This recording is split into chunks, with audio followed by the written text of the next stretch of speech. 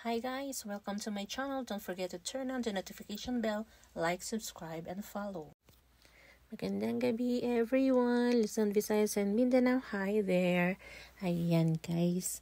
Hello sa inyong lahat. So, andito tayo ngayon. Nag-travel tayo sa lowland. Dahil summer is calling, kailangan din natin mag-relax. Ayan.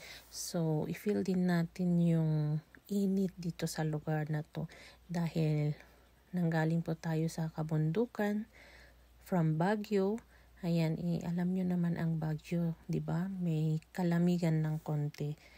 Konti lang naman. Depende din naman, no? Kaya ayan, dahil nasanay na ang katawan namin sa lamig, ang hinahanap din natin ngayon is ang init.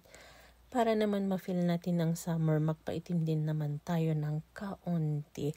Ayan guys, so family namin today, andito ngayon para mag-enjoy, mag-banding, magkwentuhan. Kami din lang naman na magkakapatid kasama ang aming minamahal na ina at ang mga bata. Ayan.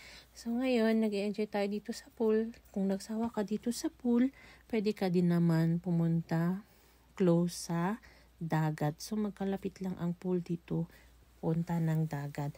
So ngayon kasi mga 10 p.m. mag-stop na kami dito sa pool kasi yun ang curfew nila para wala na ang maliligo. Sa may dagat din naman, ang time nila doon para hindi ka na maligo kasi bawal na pag nasa 7 p.m. na guys. Kasi alam niyo naman pag dagat nakakatakot, no? Hindi natin masasabi na safe tayo sa dagat. Di bali na dito sa pool kasi patalon-talon. Hindi naman siya gaanong malalim. Tingnan nyo nga yung isang anak ko dyan, palangoy-langoy. Kala mo swimmer talaga. Mas daig pa niya kami, no? Pero kayang-kaya din naman niya actually. Nag-e-enjoy din naman ang aking bunso. Ayan. So guys, dito sa pool, ang ganda ng ambience nila actually dito, no? May mga rooms din sila. So, kumuha kami ng 2 rooms para magkasya kami lahat-lahat. And close to the entrance ng pool, may makikita kayo doon na may mga tables kung saan kayo pwede kumain for breakfast, lunch, and dinner. Pwede rin kayo mag-order sa kanila kasi may mga menu din naman sila.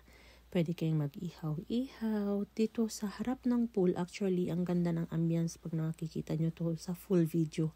Actually, nakafocus lang ang camera natin dyan sa pool kasi andyan naman yung mga importanteng tao, no? Alangan naman na sa dagat, wala ng tao doon, guys. Kaya, ayan. Sa harap ng pool mismo, sa papunta ng dagat, may malaking space dyan na parang ground na pwede ka rin maglaro. Kung may bola kang dalan, mag-volleyball kayo, mag-badminton kayo. Pwede rin. Pero pag sa dagat kasi siyempre pag naglaro ka ng bola mahirap kasi sumasabay yung hangin. So hindi mo din makokontrol yung bola. At least pag dito lang close sa pool, medyo okay pa. Ayan na yung mga magkakapatid, nagkukulitan na sila dyan. Ayan na, may hindi marunong lumangoy. Yung mga boys naman, sige, todo bira-bira, langoy-langoy. Yung mga ate, ay nako, maritesan moment muna sila, no? Kasi yung iba dyan hindi pa marunong lumangoy. Takot sila actually. So ayan, pag nakikita nyo yung dalawang magkapatid na yan, nagmamaritesan yan. Kanino ba nagmanang mga yan?